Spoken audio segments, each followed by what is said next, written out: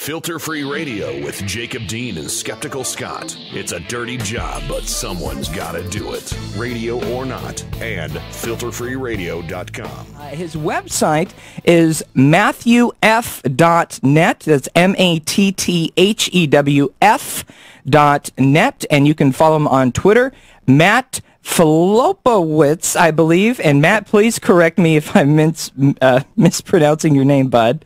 You are. It's all right though. I have a absolutely ridiculous last name. I'm kind of used to people butchering it. Actually, Nicole Sandler. It took her. I've been on Nicole Sandler's show many times, and I think it took her like about 3 or 4 times to finally get my name right. It's Filipowicz, which is again a ridiculous last name, and so I'm used to people getting it wrong. Filipowicz. Yeah. My apologies, Matt. Real quick for our listeners, Matt is he's a comedian, he's a cartoonist, a host of the Matt Filipowicz show. Slow it down a little. I'll get it right. It is early here. Yeah. He's also a regular contributor and guest host of Ring of Fire Radio with Mike Papantonio. I love the folks over there at Ring of Fire Radio. And he blogs at the Huffington Post, is also the co-head of Chicago's Drinking Liberally chapter, and also the head of Chicago's Laughing Liberally chapter. And just as a fun side note, my producer and I actually met at a Drinking Liberally here in D.C. Oh, great. And I'm a big supporter and big fan of the Drinking Liberalies and Laughing Liberalies and Living Liberally. So check out those and find your local chapters. Matthew, thanks so much for joining us on Occuthon, bud. Oh yeah, I'm very happy to be here. How are you guys doing? This is hour like 15, isn't it? Are you guys You're correct. Yet? Are you guys starting to like hallucinate, seeing like riot cops on the walls? Actually, hallucinations would be good at this point. You see like images of like Mike Bloomberg floating above you, threatening your First Amendment rights. So you guys doing all right? Oh, Matt, I'm so happy to have you on to kick this off because I am in need of desperate comedy relief. I actually have something for you. If you guys are having a hard time staying awake, I know you guys have been up all night. If you're having a hard time staying awake, I actually have a tip for you. I don't know if you've heard, but there's this food product called pepper spray, and if you have some pepper spray, you can either spray it in your mouth or maybe in your coffee or on a donut or something. I tell you, it is better than any type of energy drink, any type of coffee. It'll wake you right up. I'm just picturing the waiter at Olive Garden or whatever have you coming by with the grinder and or the sprayer, if you will, and would you like some more pepper on your salad? Exactly. And yeah, Matt, we're hanging in there, bud. We've been here since 7 o'clock last night. We're in the Tom Hartman Studios here in Washington D.C. We actually slept on the floor right over there. So we're occupying the office here, as well as the airwaves, and Matt, I wanted to get you on and talk a little bit about kind of how important laughter is. Laughter is the best medicine, as some say, and I strongly agree with that. And with the current situation of affairs today, sometimes a little bit of comedic relief comes in handy. I mean, with the gift that keeps on giving, the GOP, and this contest of who is the tallest midget. I don't know for the Republican president and or presidential candidate rather. And kind of give me your thoughts on as a comedian and a cartoonist. How are you able to take kind of the truth of the day and make it funny for us and able to kind of get the message across, but keep us laughing too? Yeah, it's hard. I mean, obviously, everything that's going on. I mean, we're living in unbelievably serious times with unbelievably serious consequences. What's going to happen in the next 5 or 10 years is drastically going to affect who we are as a country, the decisions we make, who we are as a country. It's going to affect the entire planet. My background is comedy. I've been doing comedy for a long time, in addition to hosting, my own show now. But the thing is, like, I always see comedy as something. I actually like to say comedy is actually a gateway drug to issue advocacy. It's like the first one is free. It can make you laugh a little bit. It makes you giggle. It makes you happy. But then it's something that can actually, draw in people that wouldn't maybe necessarily go to a march maybe, or wouldn't maybe go and occupy somewhere. But it is some way of actually getting a message out about something. You said I actually am no longer in Chicago. I haven't updated my bio on my website apparently, but I'm actually now in Boston. Oh, my apologies, Matt. My apologies about that. That was my fault. I actually haven't updated that since I moved. But so right now in Boston. So as I'm sure you know, Occupy Boston got raided. I guess it would be a week ago today. Actually, yes. A weekend 5 hours ago today. I was actually out at Dewey Square when Occupy Boston got raided at 5 in the morning. So. So they're like a good amount after the raid. There, a good amount of the quote mainstream traditional media. They wrote all these articles praising Boston's mayor Tom Menino and the Boston Police Department because, now listen to this, they praised them because they didn't beat and pepper spray and tear gas protesters. And that is that is how sad and how low the bar is now, right? So we now expect the police to beat protesters. That is now like the norm. That is what's expected. Brutality towards nonviolent protesters is now the norm. So, for example, on our show, it's a talk show. We have great guests, great liberal and progressive, writers, politicians, bloggers, all that. Yeah. But my background is comedy, so we have one or two comedy sketches per show. So, for example, after the raid happened, we actually had Boston Mayor Tom Menino come on, even though it was one of us, right, to be Boston Mayor Tom Menino, coming on to say you're welcome that he didn't beat us, and that was like kind of generally what we do on our show is whatever horrible thing happens, and everyone who follows the news knows that like every single day there's something horrible that happens. Whatever the horrible story is, we'll have that person's representative come on and try to justify what the horrible thing that just happened, and so hence that's when the stuff goes down. That's brilliant, and I love kind of the theatrical aspect of this, and being a radio guy myself, radio is theater of the mind, and how important it is to kind of present a kind of a thematic story like that, and you're actually able to reach more people on a much broader kind of level, and more effectively kind of communicate your message by using theatrics.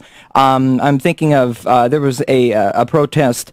I think it was in Paul Ryan's district in Wisconsin, or it could have been in Texas. I might be mixing up two different stories here, but there was something along the lines of a mock funeral, and this one community came together and was in protesting and was kind of creating this mock funeral, and inside, this casket, I'm using air quotes, that they were carrying was, quote, American jobs or living wage jobs. And they were kind of, doing this theatrical event with a little bit of comedy, a little bit of humor, and a lot of bit of truth to effectively communicate really what's going on. And I mean, just simply reading someone, the hard news facts every night. There's some people who enjoy that, but for most folks, they kind of don't, or they're not able to fully dive into something like that. Whereas a lighter theatrical, performance or skit or bit can much more effectively communicate the message. Yeah, definitely. I actually, it has a lot of, humor has a lot of great things. But I actually think another great side of it is, not only does it has a potential to draw in new people and again, make you relax a little bit about very serious topics. I actually have no problem, saying that it's something that can entertain the troops. I mean, entertain people on our side. When you have people who are activists who are fighting day in and day out in the trenches trying to make progressive change, that's daunting. And being able to entertain them, I think that's a very valid and important thing to do as well. If you're just joining us, we're speaking with Matt Filipowicz. His website is matthewf.net. That's MATTHEW, the letter F.net. And you can also follow him on Twitter at Matt Filipowicz. That's MattFilipowicz.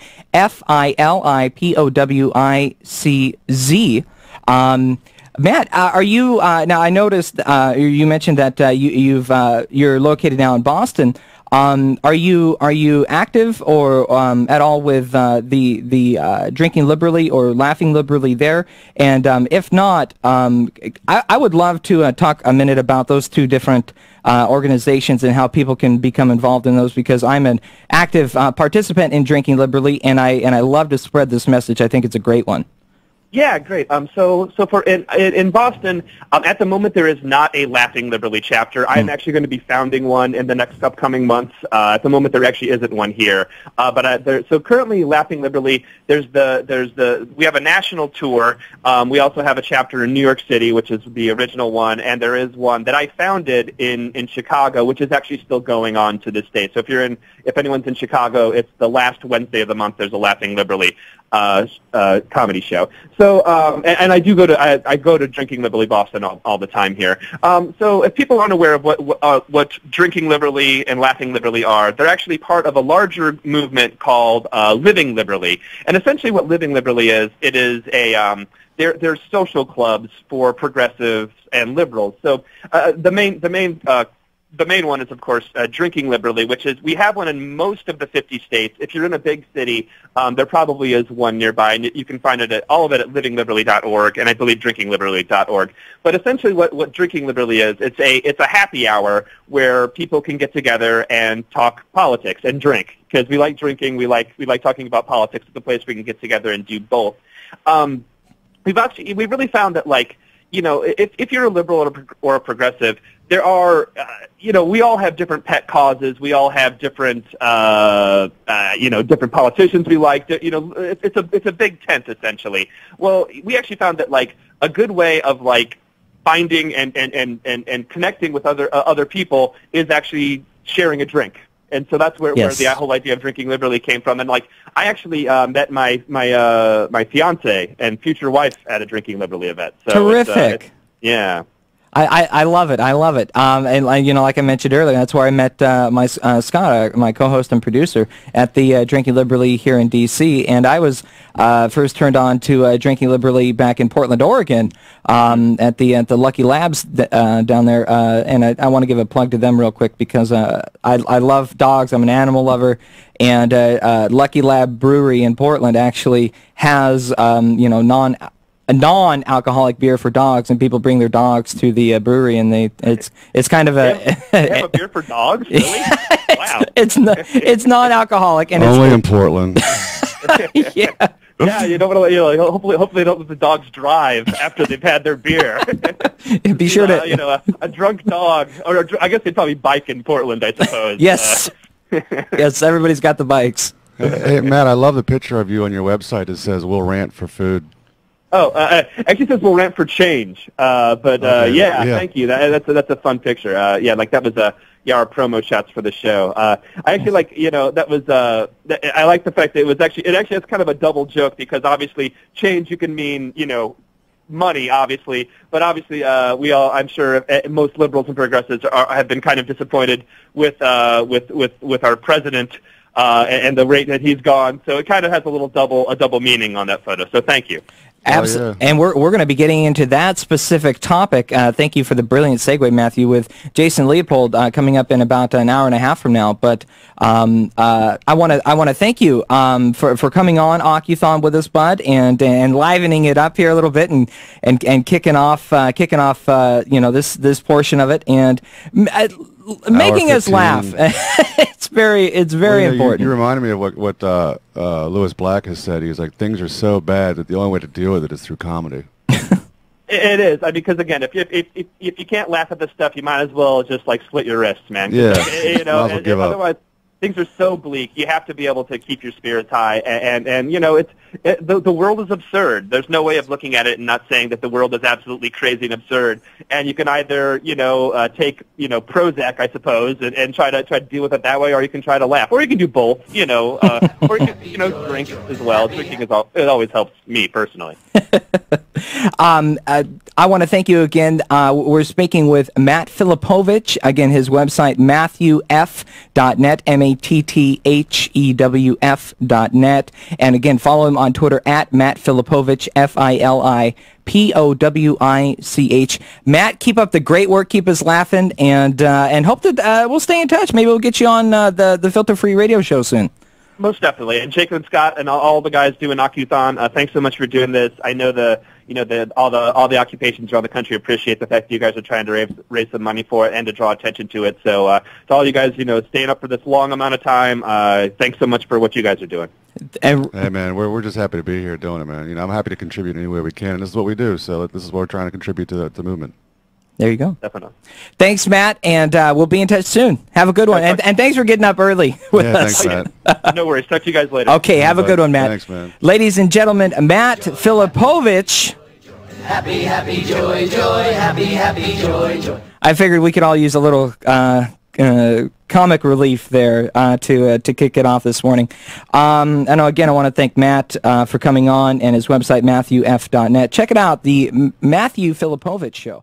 Looking for filters? Check your coffee maker. This is Filter Free Radio with Jacob Dean and Skeptical Scott. FilterFreeRadio.com. Get ready to suck down some grounds. When I talk about resistance, I think we have to stand up now and carry out acts of nonviolent resistance. Because the truth is, we do have power. We live in revolutionary times, but the counter-revolution is winning. Sounds like a case of the Mondays. Live every Monday, 7 to 9 p.m. Eastern. Filter Free Radio. This is my favorite show. We have been given an opportunity to make a new beginning. I think it's very important for us to start to build a culture of resistance, because what we're doing isn't working, clearly. It's our job to very coldly assess reality and then figure out how to respond. Your number one source for unfiltered truth, analysis, and solutions. FilterFreeRadio.com.